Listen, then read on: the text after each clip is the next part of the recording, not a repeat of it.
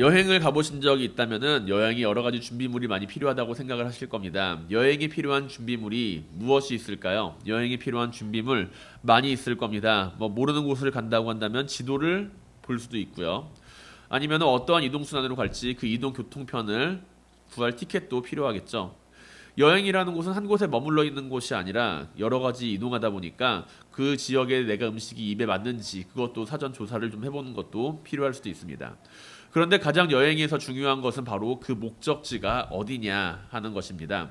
여행의 목적지라고 하는 것은 그 여행에 대한 모든 것을 다 결정지을 만큼 중요한 부분이라고 할 수가 있다는 것이죠. 내가 어디론가 가는 여정이다라고 할 때 그 여정의 목적지를 분명하게 하지 못한다라고 한다면 우리는 이곳을 지나가면서 어디로 가야 할지 어떻게 가야 하는지 헤매게 되기 때문입니다. 여행의 목적이 분명하다면 중간에 어려움이 있더라도 조금 길을 헤매다 하더라도 다시금 길을 찾아서 갈 수 있겠지만 그렇지 못하다면은 오히려 헤매다가 어디로 가야 할지 모르기 때문이라는 것이죠.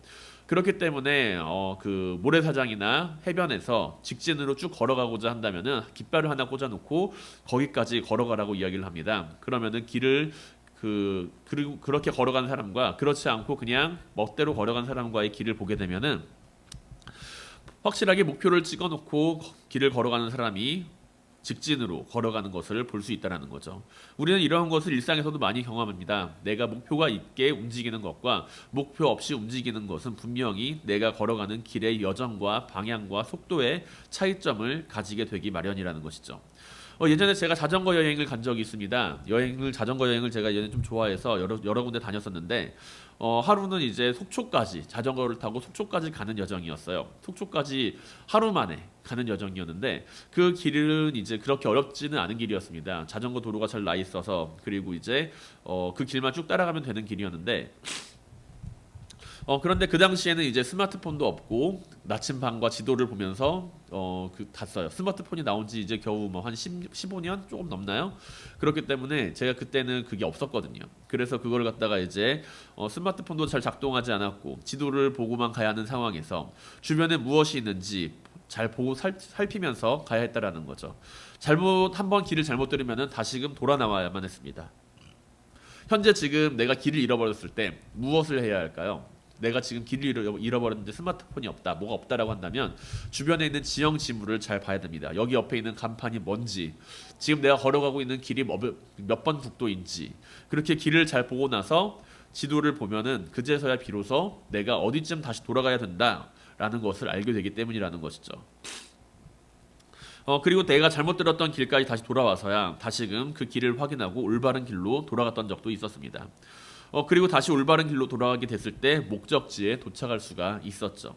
그런데 이제 속초라는 곳, 제가 이제 자전거를 타고 속초에 딱 도착을 했는데 속초에 도착했는데 그것은 이제 목적지긴 했는데 도착점은 아니었어요. 왜냐? 그 여행에서 이제 다 속초까지의 여정을 다 마치고 이제 난 해냈다라고 했는데 어디로 가야 할지 이제 내가 가야 할 곳은 명확했기 때문이라는 것이죠. 어디로 가야 했을까요? 집으로 가야죠, 집으로. 여행이 끝났으니까 집으로 가야죠. 자, 속초라는 장소에 도착했지만 그곳은 목적지이지 도착점은 아니었다라는 거죠. 목적지인 속초에 도착해서 다시금 여행을 마치기 위해 집으로 돌아와야만 했습니다. 그래서 속초 터미널에서 버스를 타고 이제 자전거를 싣고 막 달렸어요. 버스가 이제 막 달렸죠. 그리고 이제 서울에 도착했습니다. 서울 터미널에 도착했는데 밖에 비가 엄청나게 내리는 거예요. 그래서 자전거를 타고서 그 빗길을 뚫고서 다시 집으로 돌아왔던 기억이 있습니다. 그리고 비로소 집에 돌아왔을 때 여행 끝났다라는 그 마음을 가지게 되었다라는 것이죠. 집에 비로소 돌아왔을 때 짐을 내려놓고 편안하게 쉴 수가 있었습니다. 여행은 그 과정이 즐겁고 재미있었지만 그 자체는 목적지는 아니었다라는 거예요. 그 모든 것을 다 경험하고 다시금 돌아온 집이 여행의 진정한 종착점이었다라는 것이죠. 우리는 우리 인생을 때로는 여행으로 표현합니다. 우리는 인생길을 여행하는 나그네라고 이야기를 하잖아요. 그렇다면 우리의 여행의 종착점은 무엇일까요? 우리가 가려고 이 여행의 종착점은 어디일까요? 여행의 종착점, 흔히들 인생의 종착점은 죽음이다 라고 이야기를 하지 않습니까? 인생의 종착점은 죽음이다. 그런데 그렇게만 이야기를 하면 그건 무척이나 허무한 일이 아닐 수가 없어요. 그건 무척이나 허무한 일일 겁니다. 여행을 떠나고 마지막에 도착해야 하는 곳이 아무것도 없는 곳이다 라고 한다면 그 여행은 매 순간이 고통스러울 거예요. 내가 지금 맛있는 음식을 먹고 있는데 내가 결국에는 아무것도 없는 그 컴컴한 곳으로 돌아가야 한다라고 한다면 그것은 매우 고통스러운 여행이 될 것이라는 것이죠. 마지막 최종 목적지가 아무것도 없는 컴컴한 동굴이라고 한다면 그곳에 다시 돌아가고 싶을까요? 아무런 불도 켜지지 않고 눈앞에 가면 아무것도 보이지 않는 깜깜한 어둠 속에 잠겨있는 동굴이라고 한다면 우리는 그곳으로 돌아가고 싶지 않을 겁니다. 여행의 종착점이 가고 싶지 않은 곳이라고 한다면 아마 여행하는 내내 피곤하고 힘들 거예요. 아무리 맛있는 것을 먹어도 그 순간 잠깐은 즐거울 수 있을지는 몰라도 내가 이것을 먹고 나서 또 돌아가야 할 곳이 어두컴컴한 동굴 속이다 라고 한다면 잠깐은 맛있을지는 몰라도 다시금 우울한 기분이 들게 되겠죠. 여행의 종착점은 어때야 될까요? 내가 돌아가야 할 여행의 종착점, 내가 이 여행을 마치고 돌아가야 할 종착점은 아름다운 곳일 뿐만이 아니라 편안한 곳이 되어야만 합니다. 우리는 왜 집이라고 하는 곳을 편안하게 생각하고 좋아합니까? 만약에 집이라는 곳이 편안하고 좋다라고 이야기를 하면은 그 집은 화목한 가정일 거예요. 그런데 반대로 나는 집에 있는 것보다 직장에 나가는 게 더 좋아, 집에 있는 것보다 밖에 있는 게 더 좋아 라고 이야기를 한다면 그 집은 아마도 편안하고 안락한 곳은 아니라는 이야기라고 할 수도 있습니다. 우리는 집에 돌아갈 때 비로소 마침표를 찍게 됩니다. 그리고 그 집에 돌아갈 때 그 집이 행복한 곳, 기쁜 곳, 나를 맞아줄 수 있는 사람들이 있는 곳으로 기대를 해요. 그리고 우리가 돌아가는 이 인생이라고 하는 여행 속에서도 우리는 행복하고 아름다운 곳으로 그 여정을 걸어가야 한다는 것이죠. 우리가 걸어가는 곳은 어두컴컴한 동굴 속이 아니라 행복하고 밝은 빛이 빛나는 곳이다라는 이야기입니다. 오늘 본문을 보게 되면 주님께서는 제자들을 떠나시면서 믿음에 대해서 말씀하세요. 뭐라고 말씀하시나요? 너희는 마음에 근심하지 말라. 하나님을 믿으니 또 나를 믿으라 라고 이야기를 하십니다. 이러한 말씀 속에서 주님께서는 왜 자신을 믿으라고 말씀하시는지 우리는 알 수 있어야 돼요. 왜냐하면 지금 제자들의 마음속에는 근심이 가득했거든요. 주님께서는 지금 제자들의 발을 씻기고 뭐 이런 성찬식도 진행하고 그러면서 나중에 갑자기 이야기를 하시는 거예요. 내가 이제 너네를 떠나야 된다라고요. 그러니까 제자들 입장에서는 난감하죠. 여태까지 믿고 따랐던 사람인데 그분이 갑자기 떠나겠다라고 하는 그 이야기를 하면서 마치 그 이별하는 사람처럼 그렇게 이야기를 하는데 굉장히 진지한 모습으로 심란할까요? 심란하지 않을까요? 굉장히 심란할 겁니다. 그런데 주님께서는 그런 제자들에게 너희는 마음속에 근심하지 말래요. 내가 너희를 떠나는 것처럼 보일지라도 근심하지 말래요. 하나님을 믿으니 또 나를 믿으라고 이야기를 합니다. 왜 주님께서는 하나님을 믿고 또 나를 믿으라고 이야기를 할까요? 그것은 바로 주님께서 제자들을 향하여 주는 위로의 메시지이기 때문입니다. 주님께서 제자들을 향하여 위로의 메시지이며 또한 사랑의 메시지라는 것이죠. 예수님을 믿으라는 것, 그것이 의미하는 것이 무엇입니까? 그것은 때로 우리가 주님을 단순히 신뢰하는 모습으로만 이해가 될 때가 있어요. 믿음이라고 하는 것은 마치 그냥 맹목적인 것처럼만 이해가 될 때가 있죠. 아무리 힘들고 어려워도 그냥 믿어 이렇게 이야기를 하지 않습니까? 아무리 힘들고 어려워도 너는 그냥 믿어, 좀 믿어라 이렇게 이야기를 할 때도 있고요. 아무런 대가 없이 믿으라고 말을 하기도 합니다. 넌 믿음에 대해 무슨 대가를 요구하냐 그러면서 아무런 대가 없는 믿음이 중요한 거야 라고 이야기를 하기도 합니다. 그런데 이런 말을 들을 때마다 우리는 어때요? 그게 뭐야 라고 생각을 하면서 마음이 심란합니다. 오히려 더 뭐가 좀 있어야, 눈에 좀 보이는 게 있어야 좀 믿거나 아니면 뭐가 좀 내가 아는 게 있어야 좀 믿을 거 아닌가 그렇게 생각을 한다는 것이죠. 그런데 주님께서는 이제 믿으라고 이야기를 하시면서 아무런 대가 없이 아무런 근거 없이 아무것도 없이 그냥 맹목적으로 너는 그냥 하나님 믿어 라고 말씀하시는 분은 아니라는 거예요. 주님께서는 믿음을 가지라고 말을 하면서도 우리는 그 믿음이 무엇인지에 대해서 이야기를 하지 못한 채 그냥 믿으라고 이야기를 할 때도 많지만 어쩌면 하나님을 마치 소원을 들어주는 램프의 요정처럼 바라보면서 믿으라고 이야기를 할 때도 많이 있지만 그러나 우리가 가지는 그러한 믿음은 그러한 믿음이 아니라는 거죠. 우리는 램프의 진리를 믿는 사람들이 아닙니다. 그리고 맹목적으로 주님을 믿고 따르는 그런 맹신을 가지는 사람들도 아니라는 거죠. 우리가 가지고 있는 믿음은 무엇을 믿는 믿음인지 그래서 돌아보아야 한다는 거예요. 주님을 믿으라고 하는 것, 주님을 믿어라 라고 하는 것은 단순히 주님을 신뢰하라는 말이 아닙니다. 단순히 주님을 신뢰하라는 것이 아니라 하나님을 믿는다는 것은 하나님이 우리를 사랑하신다는 사실을 믿으라는 이야기예요. 하나님을 믿는다는 것은 하나님께서 우리에게 보여주신 그 사랑을 믿으라고 하는 것이고, 주님을 믿는다라고 하는 것은 주님께서 하나님의 사랑을 우리에게 나타내 보여주셨고 자신이 보여준 그 사랑을 믿으라고 말씀하시는 겁니다. 쉽게 말해서 우리가 믿음이라고 하는 그 카테고리 안에서 하나님을 보고 주님을 바라볼 때 우리는 그 안에서 사랑을 발견할 수 있어야 된다는 거예요. 믿음은 단순히 믿는다라고 말을 하는 순간 그걸 가지는 게 아니죠. 내가 주님 믿어요 라고 이야기를 하는 순간 그 믿음이 생기는 게 아니라니까요. 내가 주님을 믿는다라고 이야기하는 것, 내가 주님을 믿는다라고 하는 그것은 내가 주님을 끊임없이 의심하고 부정하고 부인하는 상황 속에서도 내가 유리한 상황으로 좀 뭔가 바꾸고 싶다고 한다면 우리는 누구나 다 믿는다라고 이야기를 할지도 몰라요. 만약에 누가 이제 목에다가 칼을 들이밀면서 너 이제 예수 믿는다고 고백해 이렇게 이야기를 한다면 믿을까요? 안 믿을까요? 믿는다고 이야기를 하겠죠. 그것이 진짜로 믿는 것인지 안 믿는 것인지도 모른 채 그냥 나는 주님 믿을게요, 나 이제 믿을게요 두 손 딱 들면서 나 이제 주님 믿을게요 이렇게 이야기하지 않겠어요? 누가 나에게 총구를 던지면서 너 이제부터 하나님 믿어 라고 이야기를 한다면 알겠어요, 나 이제 믿을게요 이렇게 하지 않겠습니까? 그런데 그게 믿는 거냐는 말이죠. 아니라는 거예요. 그냥 내 상황을 타파하기 위해서 그냥 믿는다고 이야기를 한 것일 뿐이라는 것이죠. 왜냐하면 믿음에는 대상이 존재할 뿐만이 아니라 이유까지 존재해야 된다는 거예요. 믿음과 아는 것에 대한 차이점은 대상과 이유가 같이 존재하는 것이 믿음이고 그냥 대상만 존재하는 것은 아는 겁니다. 한번 보세요. 여기 컵이 있어요. 컵이 있는데 그 컵에 물이 따라져 있다라고 하는 것, 그것은 알고 있는 겁니까? 믿고 있는 겁니까? 알고 있는 거예요. 그런데 이 컵이 나에게 뭔가를 갖다가 엄청난 큰 의미를 부여해주고 거기에다가 이제 뭔가 이 물이 나를 고쳐줄 거라고 생각하는 것, 그것은 뭔가요? 그건 믿는 거죠. 그 컵에 있는 물을 한 모금이라도 마시면은 나는 병이 나을 거야라고 생각하는 것은 그 컵을 믿는 거죠. 그렇기 때문에 우리는 아는 것과 믿는 것에 대해서 단순한 그 대상을 바라보는 것이 아니라 그 대상에 대한 이유를 바르게 보고 있어야 한다라는 이야기입니다.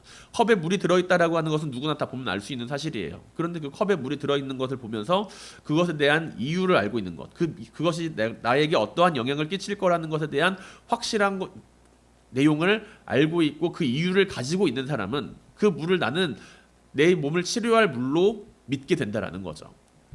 우리가 주님을 믿는 이유는 무엇입니까? 우리가 주님을 믿는 이유는 주님이 거기 그냥 계시기 때문에 믿는 게 아니에요. 주님께서 그냥 계시기 때문에 믿는 게 아니라 주님을 믿는 주님은 믿음의 대상이고 또한 우리가 주님을 믿는 이유도 분명히 존재한다라는 거죠.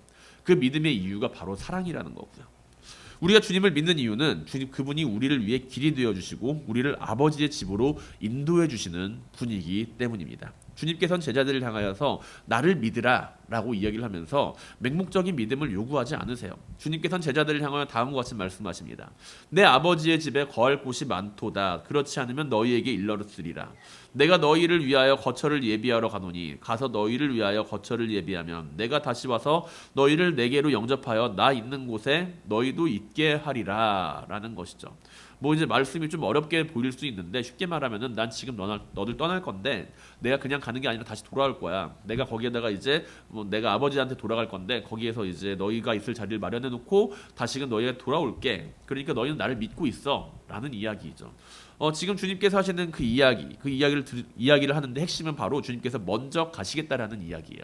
핵심은 주님께서 지금 이 말씀을 하시면서 뭐 어렵게 느껴지지만 그 말씀의 핵심은 내가 지금 먼저 간다는 겁니다. 내가 지금 먼저 가고 너희는 거기를 따라와라 라는 그런 이야기예요. 제자들을 위해서 먼저 가서 거기서 거처를 예비해 두시겠다는 거죠. 여행을 가는 데 있어서 그 길을 먼저 걸어간 사람이 있다라고 한다면 어떨까요? 무척 편하겠죠. 그 길을 먼저 가는 사람이 있다면 그 길을 따라가는 것이기 때문에 비교적 수월한 일이 될 수 있습니다. 우리가 처음 보는 공항에 가가지고 그 공항에서 내려가지고 어떻게 가고 하는지 내가 아무런 사전 지식이 없을 때 그냥 간다라고 한다면 헤맬 거예요. 100% 헤맬 겁니다. 그런데 만약에 우리가 네이버나 뭐 인터넷이나 블로그나 뭐 이런 여기저기 뒤져가지고 이 공항에서는 환승할 때 대충 몇 분 정도 걸리고 이 공항에서 환승을 자르려면 여기서 가서 절로 갔다가 짐을 찾아가지고 이렇게 가야 됩니다라고 이야기를 하는 것을 듣고 있고 그것을 정보로 알고 있다라고 한다면 우리는 어떨까요? 먼저 그 길을 걸어간 사람이 나에게 그 준 정보로 인해서 조금 더 내가 걸어갈 그 길은 수월해질 수 있다라는 거죠. 먼저 가는 사람이 경험한 어려움을 알거나 쉴만한 장소가 어디쯤인지를 알고 있다는 것은 우리에게 큰 도움을 줍니다. 그리고 주님께서는 우리가 돌아가야 할 곳에 대해서 그 집에 대해서 그곳에 우리가 있을 곳을 예비해 두시겠다라고 말씀을 하세요. 그곳까지 가는 길을 먼저 보여주시며 따라올 것을 말씀하십니다. 이 집은 우리가 처음 가는 곳이지만 그곳은 낯설지 않은 곳이라는 것이죠. 왜냐하면 그곳에 가서 우리는 수많은 사람들을 함께 마주할 것이기 때문입니다. 주님께서 계시고 우리를 위해 마련된 자리이기 때문입니다. 우리가 여행에서 집으로 돌아와 쉬는 것처럼 우리의 영혼도 참된 안식을 누릴 수 있는 곳이 바로 주님께서 예비해 두신 그 집이라는 거죠. 주님께서는 그 길을 먼저 가셨습니다. 그리고 우리를 위해 다시 오실 것을 말씀하십니다. 이것이 바로 우리가 주님을 믿는 이유예요. 주님께서는 길이 되시고 그 길의 끝에 있는 우리의 목적지인 집 또한 주님을 믿는 사람들에게는 그분의 사랑으로 가득 채워져 있는 곳이기 때문입니다. 우리는 왜 그 집에 돌아가게 되었을 때 돌아가기를 싫어할까요? 왜 그 집을 돌아가기를 싫어하고 우리가 만약에 돌아가기 싫은 집이 있다라고 한다면 돌아가기 싫은 장소가 있다라고 한다면 왜 그곳으로 가기가 싫을까요? 나랑 원수진 사람이 있으니까. 나를 불편하게 하는 사람이 있으니까, 나를 힘들게 하는 사람이 있으니까, 내 마음을 괴롭게 하는 사람들이 그곳에 있을 때 나는 그곳을 가기 싫어요. 그곳이 집이라고 한다면은 나는 집으로 가기 싫을 것이고, 그곳이 학교라고 한다면 나는 학교를 가기 싫을 것이고, 그곳이 직장이라고 한다면은 그곳으로 나는 가기는 싫을 거예요. 그런데 반대로 그곳에 갔더니 나를 환영해줘, 그곳에 갔더니 나를 칭찬해줘, 그곳에 갔더니 나를 인정해주고 나를 사랑해줘요. 그러면 우리는 그곳을 가기 좋아할까요? 싫어할까요? 좋아하겠죠. 만약에 직장에서 나를 인정해주고 나의 커리어를 쌓는 것을 뭔가 칭찬해주는 사람들이 있고 나를 대우해주는 사람들이 있다라고 한다면, 나를 사랑해주는 사람들이 있다라고 한다면 나는 직장 가는 발걸음이 그렇게 어렵지 않을 거예요. 집도 마찬가지입니다. 집이라는 공간에서 우리가 나를 사랑해주는 가족들을 만날 수가 있을 때 우리는 그 집에 들어갈 수가 있다라는 거예요. 그 집에 들어가고 싶다라는 거예요. 그리고 주님께서는 내가 너희를 위하여 먼저 그곳에 가서 너희를 맞아줄게 라고 이야기를 합니다. 그래서 우리가 가는 길의 목적지인 집에는 그분의 사랑으로 가득한 곳을 우리는 바라보며 걸어간다는 이야기입니다. 사랑하는 성도 여러분, 우리가 언제나 하나님의 사랑을 믿으며 주님께서 보여주시는 그 사랑을 믿으며 살아갈 수 있기를 바랍니다. 주님께서는 우리에게 그 길을 보여주셨습니다. 그 길의 끝에서 우리는 주님께서 예비해 두신 여행의 목적지에 도달하게 될 겁니다. 우리의 영혼이 참된 안식을 누리는 그 집을 바라보면서 언제나 믿음 안에서 살아가는 모든 성도님들이 되시기를 주님의 이름으로 간절히 축원드립니다. 주님께서는요, 제자들을 위로하시면서 말씀을 하세요. 내가 어디로 간지 그 길을 너희가 아느니라라고요. 이 말을 들은 제자들은 어땠을까요? 황당했을 겁니다. 아니, 지금 주님께서 어디로 가신대. 그런데 지금 내가 거기로 가가지고 아버지의 집에서 뭘 마련해 놓고 너희를 다시 영접해주고 막 뭐 그렇게 좋은 이야기를 하세요. 그런데 그 마지막에다가 이야기를 하시는 게 내가 지금 어디로 간지 너희가 그 길을 아느니라 라는 거예요. 근데 제자들의 입장에서는 그 길을 알까요? 모를까요? 모를 거예요. 왜냐하면은 지금 주님께서는 무슨 말씀을 하시는지 도저히 제자들은 이해할 수가 없는 상황이라는 것이죠.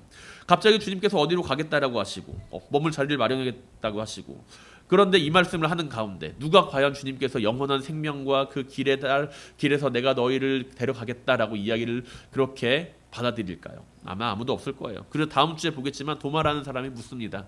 도마라는 사람이 주님께 물어봐요. 주님, 우리가 그 길을 어떻게 합니까? 라고 물어봐요. 그건 이제 다음 주에 거기서 이제 조금 더 이야기를 하는 걸로 하고, 주님께서는 왜 그 길을 이야기를 하시면서 그 길을 너희가 알고 있다라고 이야기를 하셨을까요?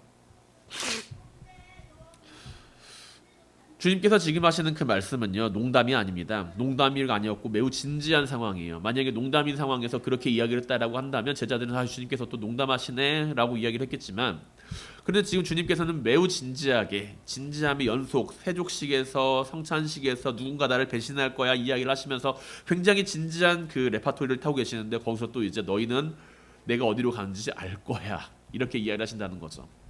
그렇다면은 제자들은 혼란스러울 겁니다. 이제 그런 상황에서는 내가 그 길을 알고 있나? 라고 오히려 자신들에게 되물었게 될 거예요. 내가 과연 그 길을 알고 있나? 라고 되물어보게 될 겁니다. 주님께서는 왜 제자들을 향하여서 너희가 그 길을 알고 있다라고 말씀을 하실까요? 주님께서 가시는 그 길에 대해서 제자들은 과연 무엇을 알고 있기에 이러한 말씀을 하신 걸까요? 주님께서 만약에 제자들이 모르고 있는 상황인데 너희가 그 길을 알 거야 라고 이야기를 하시면은 그건 주님은 거짓말쟁이가 되겠죠. 제자들이 모르고 있는 상황인데 주님께서는 너희가 알 거야, 알고 있어 라고 이야기를 한다면 그것은 주님께서 제자들이 모르는데 너희가 알고 있다라고 이야기를 하니까 주님께서 거짓말을 하신 거예요. 그런데 주님께서는 제자들이 분명히 그 길을 알고 있기 때문에 주님께서는 내가 가는 그 길을 알고 있다라고 말씀을 하신다는 거죠. 그렇다면 제자들은 그 길을 알고 있다는 이야기예요. 주님께서는 만약에 제자들이 모르는 사실을 이야기한 것도 아니고 농담으로 한 것도 아니고 그리고 뭔가 허풍을 친 것도 아니라고 한다면, 그렇다면 결론적으로 이야기를 할 수 있는 것은 제자들은 그 길이 무엇인지를 알고 있는 상황이라는 겁니다. 그렇다면 제자들은 그 길을 알고 있는데 왜 모른다고 생각을 하고 있을까요?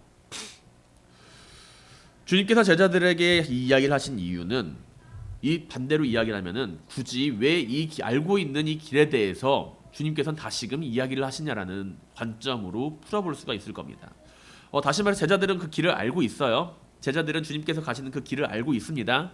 그런데 주님께서는 제자들을 향해서 너희는 내가 가는 그 길을 알고 있다라고 이야기를 하세요. 우리는 굳이 알고 있는 길에 대해서는 길을 묻거나 하지 않습니다. 모르는 길일 때만 길을 묻기를 원해요. 그런데 우리는 알고 있음에도 불구하고 그 길을 가고자 하지 않을 때가 있습니다.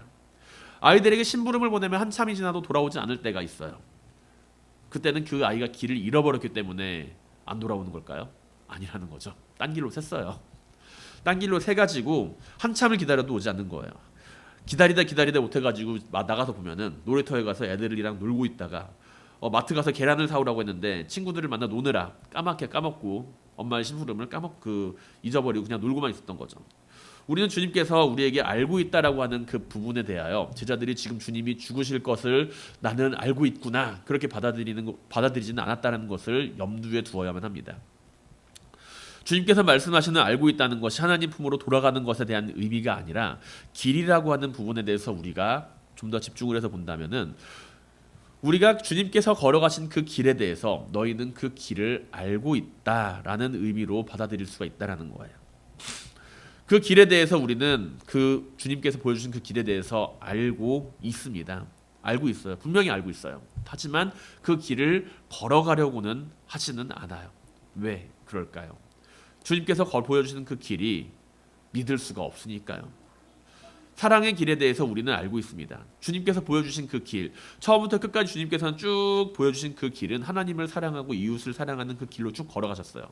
그리고 내가 걸어가야 될 길을 알고 있다라고 이야기를 할 때 주님께서는 앞으로도 그 길을 쭉 걸어갈 것임을 시사해 주고 있는 부분이라는 것이죠.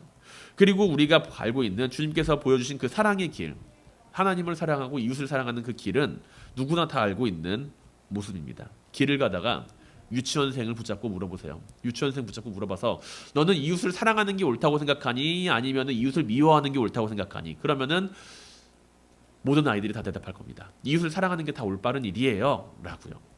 지나가던 어른을 붙잡고 물어보세요. 이웃을 사랑하는 게 올바른 일일까요? 이웃을 미워하는 게 올바른 일일까요? 그러면 다 열의 열은 다 이웃을 사랑하는 게 올바른 일입니다 라고 이야기를 할 겁니다. 그런데 우리는 그 길을 알고 있지만 그렇게 살고자 하지는 않는다는 거예요. 유치원에만 가도 배우는 것이 바로 이웃을 사랑하는 모습이지만 시간이 지나면서 우리는 이 모습을 따라 살아가지 않는다라는 것이죠. 왜냐하면 그것이 나에게 큰 이득이 안 되는 것처럼 느껴지니까요. 손해보는 것처럼 느껴지니까요. 내가 누군가를 사랑해야 한다라고 한다면 그것은 나에게 큰 희생을 강요하는 모습이 되니까요. 그렇기 때문에 우리는 알지만 그 길을 가지 않습니다. 바라보고 있지만 나 대신에 누군가가 그 길을 대신 먼저 가주기를 원합니다. 사랑은 알지만 사랑을 하지 못하면서 살아가고 있는 우리의 삶 속에서 주님께서는 그 사랑을 나타내 보이십니다. 우리가 알고 있지만 잊어버렸던 그 사랑의 길에 대해서 주님께서는 내가 가는 그 길을 너희는 알고 있다라고 이야기를 하십니다. 그리고 사랑을 알지만 사랑을 하지 못하는 우리의 삶에서 주님께서는 하나님을 사랑하고 이웃을 사랑하는 삶을 나타내 보이시며 죽기까지 그 사랑을 나타내 보이십니다. 사랑하는 성도 여러분, 우리가 알고 있는 사랑의 길을 먼저 걸어가신 분이 바로 주님이십니다. 바로 그 주님이 사랑의 길을 먼저 걸어가셨고 주님을 따라 우리도 그 길을 걸어갈 수 있게 되어야만 합니다. 여행의 목적지에 도달하는 것은 분명히 중요한 일이에요. 여행의 목적지에 도달해서 거기에서 이제 행복하게 마무리를 하는 것은 중요한 일입니다. 그런데 내가 여행의 목적지만 바라보면서 그냥 주변은 바라보지 않고 그냥 오로지 그냥 목적지만 바라보면서 쭉 간다라고 한다면 우리는 많은 것을 놓치게 될 거예요. 여행을 하면서 만나게 되는 사람들, 여행을 하면서 바라보게 되는 풍경들, 여행을 하면서 잠깐 들렸던 맛있는 식당들, 아름다운 경치들, 모든 것들이 다 그 여행의 한 부분이라는 것이죠. 그리고 우리는 인생을 살아가면서 단지 목적지만을 바라보는 것이 아닌 그 여정을 함께 바라보며 살아가는 사람들입니다. 그렇기 때문에 우리는 우리의 인생을 바라보면서 함께 서로 사랑하면서 살아가며 사랑하면서 살아가야 한다라는 것이고요. 우리가 그곳에 도달하는 그 과정 가운데 함께 사랑하며 주님께서 보여주신 그 사랑의 길을 걸어갈 수 있게 되기를 바랍니다. 그리고 주님께서 보여주시고 예비해 두신 그 집에 들어가서 주님을 만나게 되었을 때 이 여정은 참으로 아름다운 여정이었다고, 하나님께서 우리에게 보여주신 사랑을 함께 경험하며 주님께서 보여주신 것처럼 우리도 함께 사랑하며 살아갔다고 함께 말할 수 있기를 바랍니다. 인생의 여정을 걷는 동안 그 길을 잃어버리는 순간도 분명히 찾아올 거예요. 내가 그 길을 걸어가다가 그 길을 잃어버리고 다른 길로 헤매는 순간도 분명히 찾아올 겁니다. 그러나 우리가 그때 바라보아야 할 것은 바로 주님이라는 것이죠. 주님께서 우리가 걸어갔던 그 길을 먼저 걸어가셨으니까요. 우리가 잘못된 길로 돌아간 것 같다라고, 잘못된 길로 가는 것처럼 보인다라고 할 때 우리는 주님을 바라보아야 합니다. 주님께서 걸어가신 그 사랑의 길을 바라보아야 합니다. 모든 사람이 알고 있지만 그 누구도 함부로 걷고자 하지 못했던 하나님의 아들 예수 그리스도께서 걸어가신 그 길을 우리가 함께 걸어가며 하나님을 믿으시길 바랍니다. 우리가 믿는 그 믿음, 바로 그 길 위에 있습니다. 주님을 믿으시길 바랍니다. 우리가 믿는 그 믿음, 바로 그 주님의 사랑 위에 있습니다. 그분의 사랑을 믿으며 주님의 약속을 붙들고 살아가는 모든 성도님들이 되시기를 주님의 이름으로 간절히 축원드립니다.